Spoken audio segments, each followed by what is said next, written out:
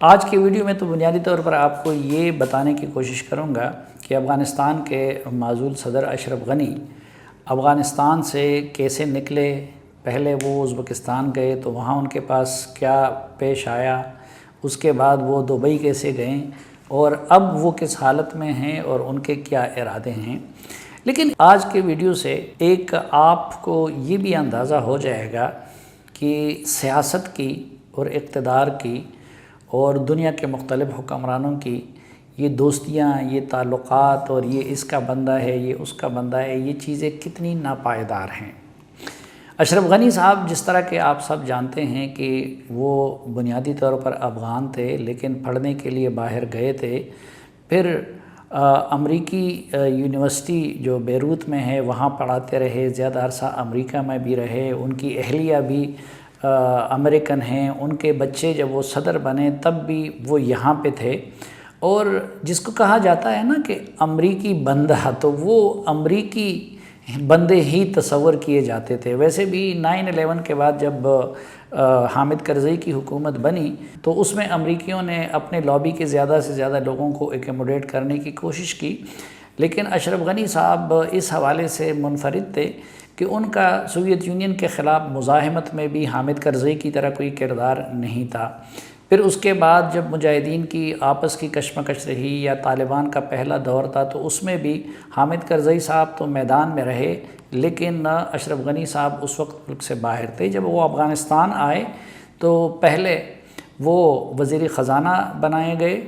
اور جب پہلی حکومت کرزئی صاحب کی ختم ہو گئی اس کے بعد ان کو کابل یونیورسٹی کا کچھ عرصے کے لیے وائس چانسلر مقرر کیا گیا، اور اس وقت انہوں نے ایک کتاب بھی لکھی ایک مغربی مصنف کے ساتھ مل کے، اور اس کا نام تھا کہ فیلڈ سٹیٹس جو ہے اس کو کیسے فکس کیا جاتا ہے۔ ایک تو اس سے بھی اندازہ لگا دیں کہ تھیوری پڑھنے والے اور مغربی یونیورسٹیوں میں ڈگریاں لینے والے جب عملی زندگی میں آتے ہیں تو عمل کی دنیا پھر کتنی مختلف ہوتی ہے۔ تو اشرف غنی صاحب نے اگرچہ اس سے پہلے یہ کتاب لکھی تھی کہ فکسنگ فیلڈ سٹیٹس، لیکن پھر ہم نے دیکھا کہ وہ حامد کرزئی کے مقابلے میں انتہائی ناکام حکمران ثابت ہوئے۔ بہرحال باقی تفصیلات تو وقتاً فوقتاً میں آپ کو بتا چکا ہوں اپنی دانش کے مطابق کہ کس طرح معاملہ یہاں تک پہنچا کہ اشرف غنی کو افغانستان سے بھاگنا پڑا اور کابل پہ طالبان قابض ہوئے۔ لیکن یہ حیرت انگیز امر ہے کہ ایک تو جب جو بائیڈن سے وہ ملاقات کے لیے گئے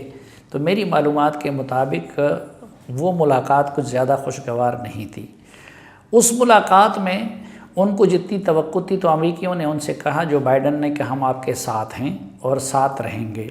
لیکن اشرف غنی نے بھی الٹا ان کو یہ تاثر دیا کہ میں اپنی ملک کا دفاع کر سکتا ہوں اور اپنی فوج کو لڑوا سکتا ہوں، اور چونکہ وہ نہیں لڑوا سکے اور امریکی جو توقع کر رہے تھے کہ 6 مہینے ان کے پاس ہیں، تو کابل اس سے 5 مہینے پہلے امریکیوں اور اشرف غنی کی حکومت کے ہاتھوں سے نکل گیا، جس کی وجہ سے امریکیوں کو کافی امبیرسمنٹ کا سامنا کرنا پڑا۔ تو اس لیے وہ اشرف غنی پہ غصہ ہے۔ تو اختلاف کا بنیادی نقطہ یہی آیا تھا۔ ادروائز اس سے پہلے مثلا حامد کرزئی اپنے دور میں امریکن کو نائٹ ریڈز کی اجازت نہیں دے رہے تھے، اشرف غنی نے وہ اجازت ان کو دے دی تھی۔ اسی طرح حامد کرزئی ان کے ساتھ جو سیکیورٹی ایگریمنٹ تھا اس کو ایکسٹینڈ نہیں کر رہے تھے، 1 سال گزر گیا تھا، لیکن اشرف غنی نے آتے ہی ان کے ساتھ وہ ایکسٹینڈ کر لیا۔ تو آخری وقت تک حامد کرزئی کے برعکس امریکیوں کے ساتھ ان کے تعلقات خوشگوار تھے۔ اب ان پہ جو غصہ ہے تو وہ صرف ایک بات کا ہے کہ امریکیوں کو انہوں نے بتایا تھا کہ وہ کابل کا دفاع کر سکتے ہیں، افغانستان کا دفاع کر سکتے ہیں، لیکن باقی افغانستان تو کیا وہ کابل کا بھی دفاع نہیں کر سکے، اور پھر امریکیوں کو اعتماد میں لیے بغیر وہ ملک سے نکل گئے۔ جب طالبان کابل کے ارد گرد جمع ہو گئے تو اسی دن صبح یونس قانونی، عبداللہ اور اس طرح کے لوگوں کو بلا کے اشرف غنی صاحب نے ان سے کہا کہ جی آپ لوگ جائیں اور قطر میں ان سے بات کریں، اور جو بھی فیصلہ آپ لوگوں نے کر لیا طالبان کے ساتھ تو مجھے منظور ہوگا۔ حالانکہ یہ 1 سال سے ان سے یہی مطالبہ حامد کرزئی، عبداللہ اور یہ لوگ کر رہے تھے کہ آپ ہمیں اختیار دے دیں۔ اور ویسے بھی جو اشرف غنی اور عبداللہ کے مابین ایگریمنٹ جو کرزئی صاحب نے کروایا تھا، اس میں پیس نیگوسیشن سارا عبداللہ کی قیادت میں قائم اس کونسل کا اختیار تھا، لیکن اشرف غنی صاحب نے پورے سال میں اس کونسل کو کام کرنے نہیں دیا، اور پھر جب مذاکرات بھی شروع کیے تو اس کے لیے اپنی حکومت کی ایک ٹیم بنائی تھی، لیکن آخری دن ان کو بلایا اور ان کو بھی اتنے دھوکے میں رکھا اور غلط فہمی میں رکھا کہ جس دن وہ افغانستان سے نکل رہے تھے تو صبح انہوں نے حامد کرزئی صاحب، عبداللہ اور یونس قانونی وغیرہ کے ساتھ 3 گھنٹے گزارے اور ان سے کہا کہ آپ لوگ قطر چلے جائیں اور جو بھی آپ لوگوں نے فیصلہ کیا تو مجھے منظور ہے۔ وہ بیچارے جا کے انہوں نے قطر کے ساتھ کوارڈینیشن شروع کر دی اور اپنی ٹریولنگ کی تیاری شروع کر دی کہ اچانک ان کو خبر آ گئی کہ جی اشرف غنی صاحب تو چلے گئے۔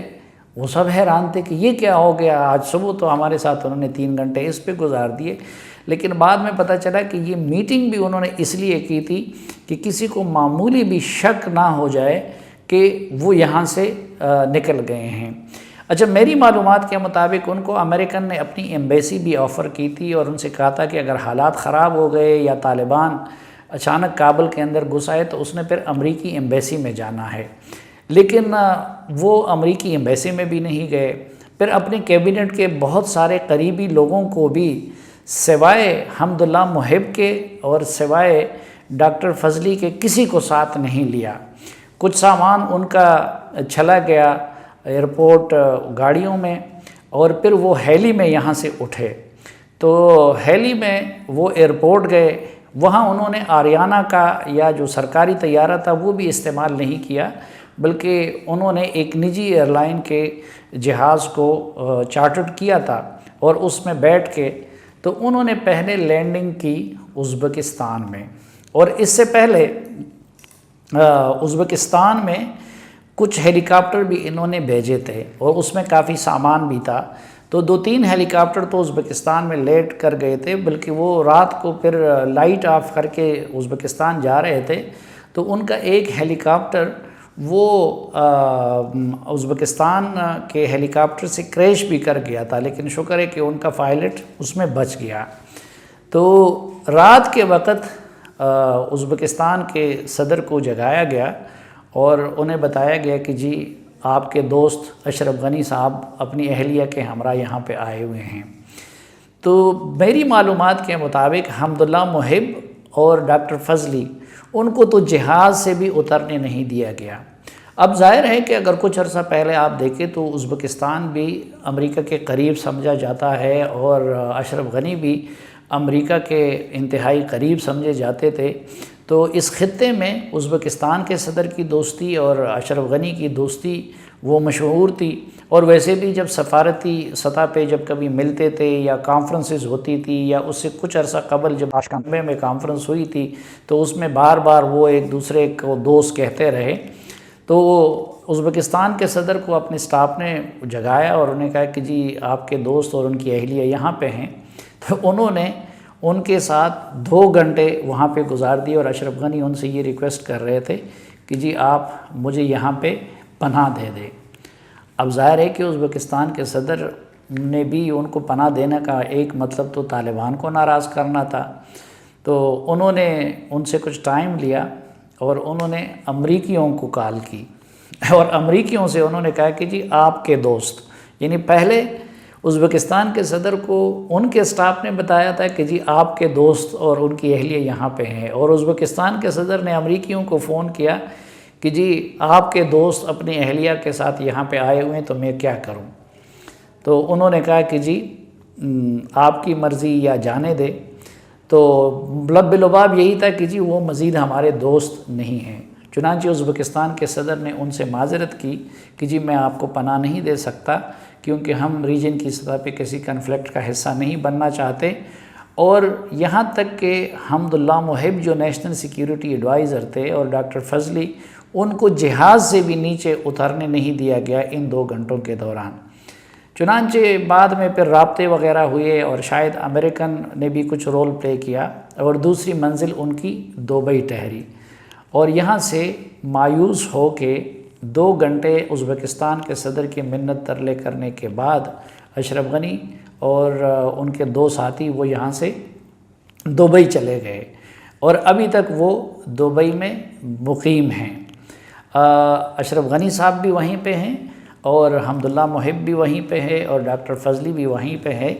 لیکن لگتا یہی ہے کہ وہاں پہ بھی ان کو کوئی پولیٹیکل ایکٹیویٹیز کی اجازت نہیں دی جا رہی ہے، یا میڈیا کے ساتھ انٹریکشن کی بھی ان کو اجازت نہیں دی جا رہی ہے زیادہ۔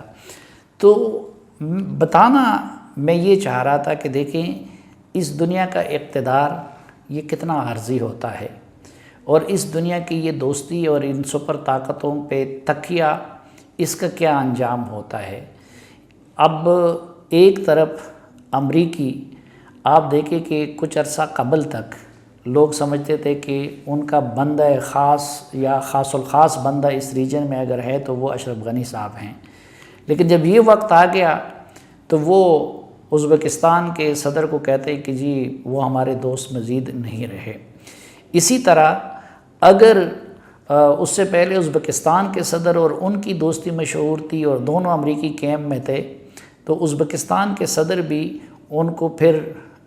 پناہ نہیں دے رہے تھے۔ تو یہ سبق ہے پاکستان کے طاقتور لوگوں کے لیے بھی اور پاکستان کے حکمرانوں کے لیے بھی، کہ نمبر 1 کہ یہ اقتدار اور طاقت کتنی عارضی چیز ہے۔ اب 1 ہفتے پہلے تک آپ اشرف غنی صاحب کا لہجہ ملاحظہ کر لیجئے، اور پھر اب ان کی یہ حالت ملاحظہ کر لیجئے۔ دوسرا، یہ سبق ہے پاکستان کے حکمرانوں کے لیے کہ کسی بھی عالمی طاقت پہ، کسی بھی عالمی قوت پہ، کسی بھی غیر ملکی وزیر اعظم، صدر اور بادشاہ کی دوستی پہ تکیہ کرنے کی بجائے وہی لوگ عزت میں رہتے ہیں کہ جو اپنے عوام پہ تکیہ کرتے ہیں، جو اپنے عوام کو اپناتے ہیں اور جو اللہ پہ اعتماد رکھتے ہیں۔ اور تیسرا سبق ہمارے لیے اس میں یہ بھی ہے کہ اگر آپ اپنے لوگوں کو ڈیلیور نہیں کرتے، اگر آپ عملاً گراؤنڈ پہ کام نہیں کرتے، تو صرف عالمی تعلقات سے یا سوشل میڈیا کی کیمپین سے کچھ بھی نہیں ہو سکتا۔ آپ اندازہ نہیں لگا سکتے کہ اشرف غنی صاحب سوشل میڈیا میں کتنے مقبول تھے۔ الیکشن کیمپین انہوں نے زیادہ تر سوشل میڈیا پہ لگایا ہوا تھا، اور جب یہ آخری دور ان کا آ رہا تھا تو یہ آخری مہینوں 2 میں تو ان کے حق میں نظمیں بن گئیں، ترانے بن گئے، لیکن ہم نے دیکھا کہ ان کو پھر اپنے ملک تو کیا پڑوسی ملکوں میں بھی پناہ کی جگہ نہیں مل رہی تھی۔ اس لیے آج جو لوگ پاکستان میں حکمران ہیں یا کسی اور جگہ پہ حکمران ہیں اور طاقت کے نشے سے سرشار ہیں، تو ان کو اشرف غنی صاحب اور ان کے ساتھیوں کا یہ انجام یاد رکھنا چاہیے۔ سچی بات یہ ہے کہ اپنے دور میں اشرف غنی صاحب نے مجھے بڑی عزت دی ہے، اور مجھے ان سے ہمدردی بھی ہے۔ کاش نہ وہ ایسا کرتے، اور کاش نہ ان کے ساتھ ایسا ہوتا۔ مجھے ہر مسلمان اور ہر افغان اور ہر پاکستان کی بے عزتی سے تکلیف ہوتی ہے، اس پہ خوش نہیں ہونا چاہیے۔ اللہ تعالی ہم سب کو اس طرح کے انجام سے بچائیں، لیکن کاش یہ وقت آنے سے پہلے وہ زمینی حقائق کو مد نظر رکھتے، اور کاش وہ غیروں پہ تکیے کی بجائے اپنوں کو گلے لگاتے، اپنوں پہ اعتماد کرتے، تو نہ ان کو یہ دن دیکھنا پڑتا اور نہ ان کے ساتھیوں کو یہ دن دیکھنا پڑتا۔